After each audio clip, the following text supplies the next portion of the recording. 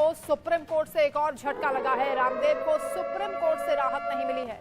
देना होगा योग शिविर के लिए सर्विस टैक्स। सुप्रीम कोर्ट ने अपीलीय ट्रिब्यूनल के फैसले को बरकरार रखा है और रामदेव को सुप्रीम कोर्ट से राहत नहीं मिली है। इससे पहले भी सुप्रीम कोर्ट ने रामदेव को फटकार लगाई थी, जिस पर रामदेव ने माफी भी मांगी थी। बाबा रामदेव को एक और बड़ा झटका लगा है। दरअसल सुप्रीम कोर्ट ने 19 अप्रैल को अपीलीय ट्रिब्यूनल के फैसले को बरकरार रखा है। इसमें पतंजलि योगपीठ ट्रस्ट को आवासीय और गैर आवासीय दोनों योग शिविरों के आयोजन के लिए प्रवेश शुल्क लेने के लिए सर्विस टैक्स का भुगतान करने के लिए उत्तरदायी ठहराया गया था। जस्टिस अभय एस ओक और जस्टिस उज्जवल की पीठ ने अपने फैसले में कहा है कि ट्रिब्यूनल ने सही कहा है कि शुल्क के लिए शिविरों में योग एक सेवा है। हमें उस आदेश में हस्तक्षेप करने का कोई कारण नहीं दिखता। अपील खारिज की जाती है। इसके साथ ही अदालत ने सीमा शुल्क, उत्पाद शुल्क और सेवा कर अपीलीय ट्रिब्यूनल की इलाहाबाद पीठ के 5 अक्टूबर 2023 के आदेश में हस्तक्षेप करने से इनकार कर दिया है। तो सर्विस टैक्स शिविर के लिए देना होगा। योग एक सेवा है, इसलिए फैसले को बरकरार रखा गया है। योग से कमाए गए पैसों पर सर्विस टैक्स बाबा रामदेव को देना होगा। तो बाबा रामदेव की मुश्किलें एक बार फिर से बढ़ गई।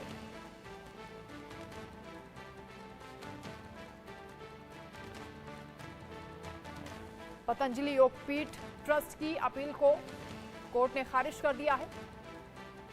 अपीलीय न्यायाधिकरण के फैसले को सुप्रीम कोर्ट ने बरकरार रखा है। योग शिविर के लिए सर्विस टैक्स बाबा रामदेव को देना होगा। तो बाबा रामदेव को सुप्रीम कोर्ट से एक और झटका लगा है। इससे पहले भी बाबा रामदेव कई बार माफी मांग चुके हैं।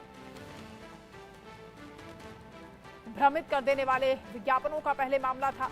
अब सर्विस टैक्स को लेकर बाबा रामदेव की मुश्किलें बढ़ गई हैं।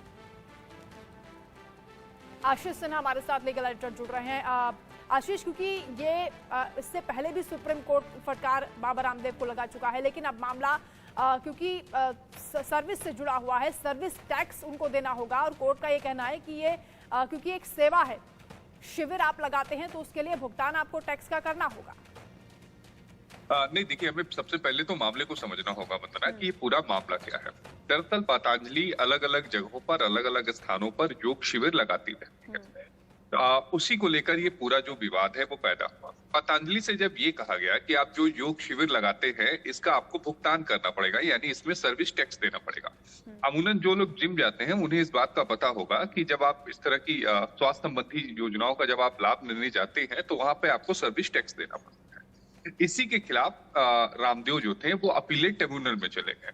उन्होंने इसको चुनौती दी और उन्होंने कहा कि ये जो पूरा मामला है ये लोगों के स्वास्थ्य से जुड़ा हुआ है और इसमें सेवा शुल्क देने की कोई बात नहीं है, क्योंकि हम सेवा शुल्क नहीं लेते हैं। लेकिन ट्रिब्यूनल ने जो अपना फैसला दिया है उसमें कई अहम बातें कही हैं।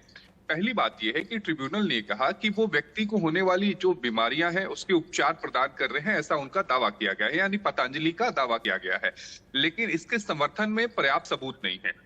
दूसरा, इन शिविरों में योग और ध्यान की शिक्षा किसी एक व्यक्ति को नहीं दी जाती है, बल्कि पूरे समूह को दी जाती है।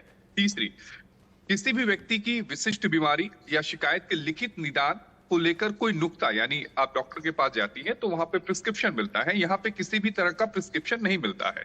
चौथी है बात, ट्रस्ट ने प्रवेश शुल्क को दान के रूप में एकत्र किया था। पांचवा, उन्होंने विभिन्न मूल्य वर्ग के प्रवेश टिकट जारी किए थे। छठा, टिकट धारक को टिकट के मूल्य के आधार पर अलग अलग विशेषाधिकार दिए गए हैं। और सातवां जो कंक्लूजन है अपीलेट ट्रिब्यूनल का, उसमें ये अदालत कहती है कि पतंजलि योगपीठ द्वारा आयोजित योग शिविर जो शुल्क लेता है स्वास्थ्य और फिटनेस सेवा की श्रेणी में आता है और उसे शुल्क देना पड़ेगा। ये मामला फिर सुप्रीम कोर्ट पहुंचता है। सुप्रीम कोर्ट ने भी कहा कि हमें अपीलेट ट्रिब्यूनल के फैसले में दखल देने का कोई आधार नजर नहीं आता है। एक बहुत बड़ी बात यहाँ पर है कि ये फैसला केवल पतंजलि तक सीमित नहीं रहेगा। आप इस बात को समझिए, इसके जो प्रभाव होंगे वो दूरगामी होंगे। जो भी योग शिविर लगाए जाते हैं और अगर वहां पर चंदा लिया जाता है तो उन्हें भी सर्विस टैक्स देना पड़ेगा। ये एक नजीर बन गई है। ये फैसला केवल पतंजलि तक नहीं रहेगा, ये फैसला बहुत बड़ा है। यानी दूसरी जगह पर भी अगर इस तरह के शिविर लगाए जाते हैं तो उनके लिए भी आप कह रहे हैं कि नियम बनेगा? नहीं, देखिए जाहिर तौर पर सेवा टैक्स देना पड़ेगा। देखिए इसमें एक बात जो है जो अदालत ने ट्रिब्यूनल ने कही वो ये कही कि जब आप सेवा वहां पे शिविर में लोग जाते हैं, आप ये दावा कर रहे हैं कि हम ध्यान और योग सिखाते हैं, लेकिन जब लोग शिविर में जाते हैं तो वहां चंदा देते हैं और अदालत ये कह रही है कि ये जो चंदा है दरअसल यही तो शुल्क है।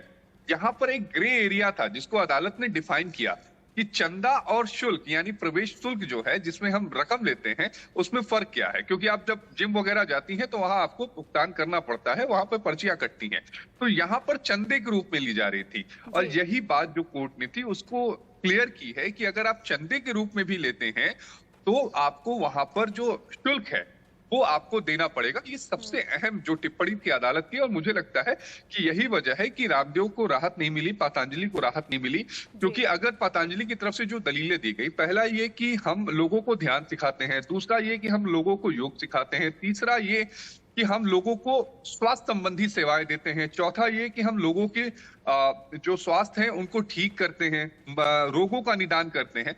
लेकिन अदालत ने कहा ये आपकी बात सब कुछ सही है, लेकिन यहाँ तो बल्क में लोग आते हैं ना, ऐसा तो है नहीं कि किसी डॉक्टर की तरह आप एक या दो लोगों को देख रहे हैं, बल्क में लोग आते हैं, निदान आप उनका करते हैं, लेकिन उसके लिए भी कोई ठोस आपकी तरफ से जो सबूत है वो अदालत में नहीं दिया गया कि कितने लोग ठीक हुए हैं।